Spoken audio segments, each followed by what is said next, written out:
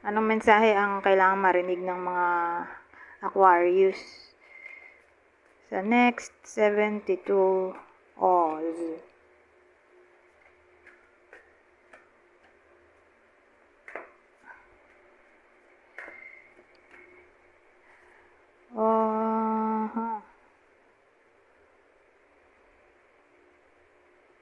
Ano to?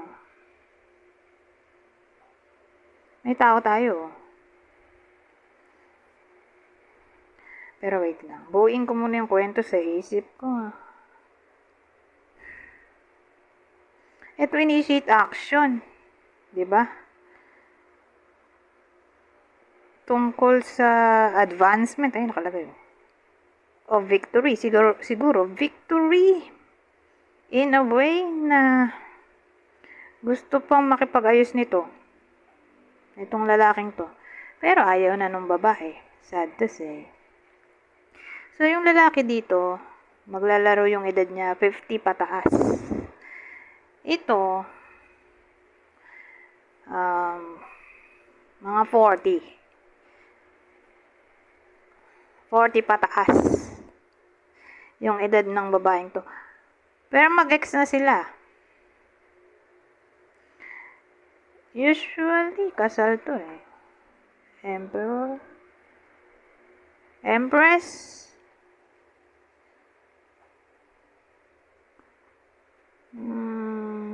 Or regardless na lang kung anong civil status. Basta doon tayo mag-focus sa edad na lang. Ito 50. Yung lalaki 50, ito 40.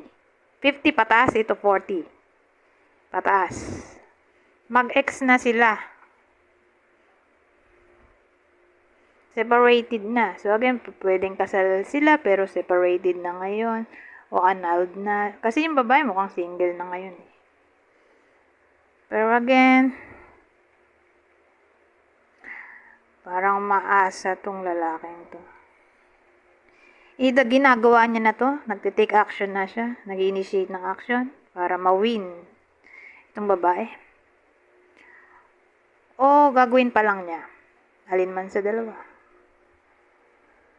Pero again, isa lang ang patutunguhan.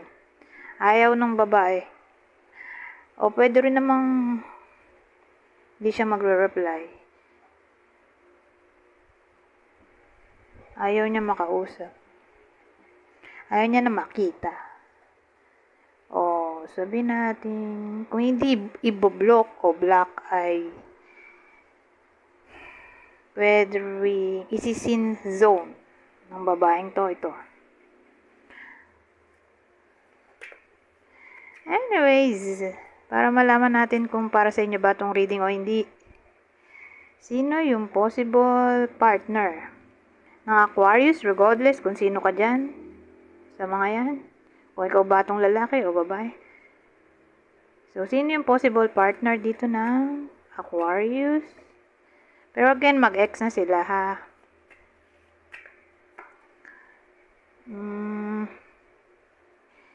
Hiwalay na. O kahihiwalay lang.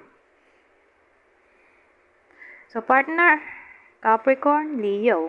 Ngayon, kung di applicable sa inyo tong reading, sino yung kakilala nyo natatamaan nito? Nitong reading na to.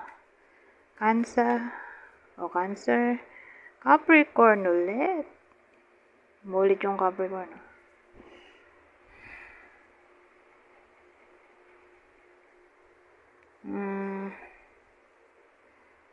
Sunod natin ito na.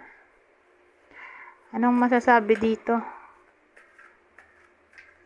General message to o extra message. Whether didikit yung mensahe dito o hindi. Basta pangkalahat ng mensahe na to.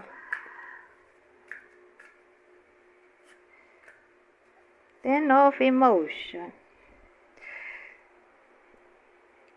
So sabi dito, Ten of Emotion life is blessing you with a wonderful and loving family. Great happiness and emotional fulfillment are now on the horizon. Harmony with those you love is assured. by offering forgiveness, understanding, and kindness to others.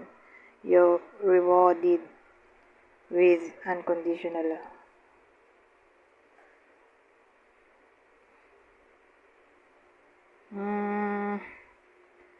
Reconciliation to.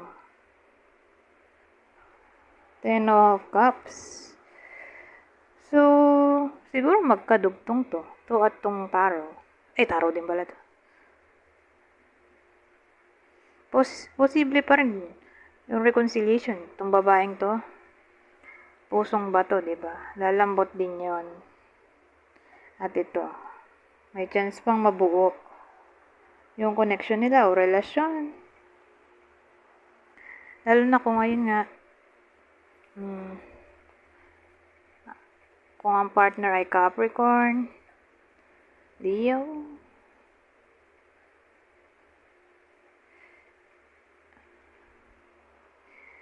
o sabihin natin may family dispute, regardless kung sarili mong family to o biological.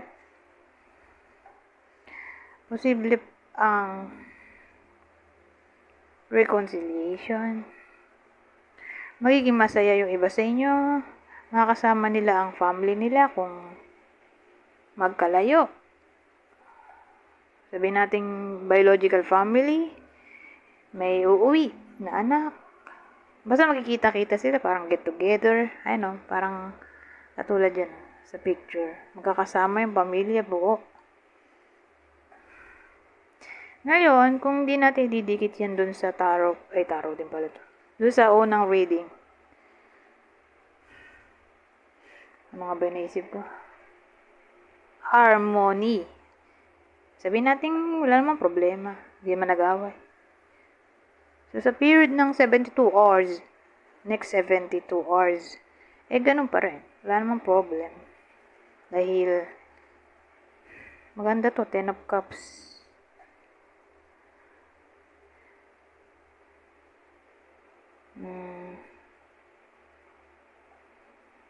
Ang pabababaw din. Baka may magkatotoo na wish para sa iba sa inyo. Who knows? Kasi magiging masaya eh. Siguro may darating na blessing. Sabi din dito, life is blessing you with a wonderful and loving family. Great happiness and emotional fulfillment are now on the horizon. Harmony with those you love is assured by offering forgiveness, understanding, and kindness to others. You're rewarded with unconditional love. So, unconditional love ay ina-emphasize sa 72 hours. At ang kapatawaran, at ang understanding, pati kindness.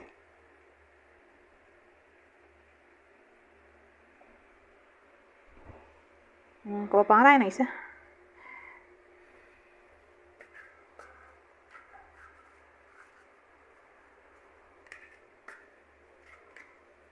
Four of Action. Oh.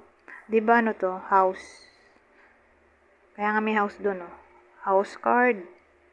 Celebration card din to actually. Pero basahin natin. Ay, luminaw. Mamaya i-edit ko yan. So, sabi dito, Four of Action. Your hard work and sincere efforts lead you to a sense of safety, contentment, and financial security.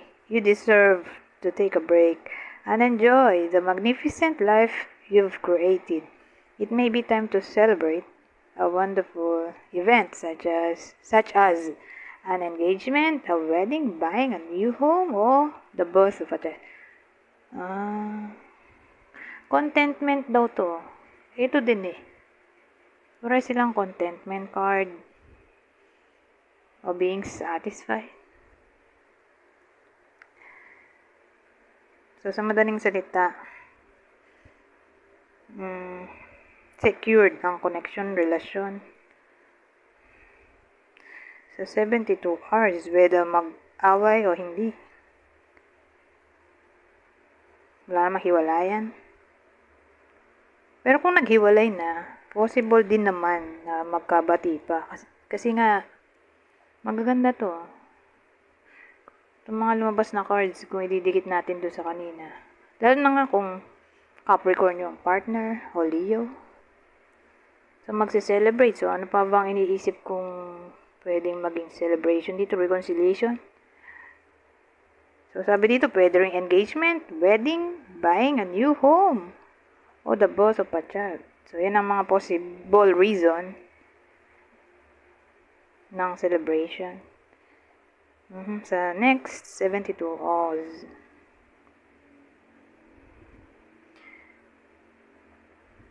Pero dito sabi, you deserve to take a break and enjoy the magnificent life you've created. Sa bagay, ang house ay pwede ring comfort zone o lugar na comfortable ka, pwede ka mag-relax. So, para bang na-emphasize na sa next 72 Oz ay mag-pay attention sa mental health, physical health, o kung anumang health yan. Para ma-refresh ang energy, kailangan magtulog. Ganda din. Makatulog at least 8 hours para ma-prioritize nga ang healing.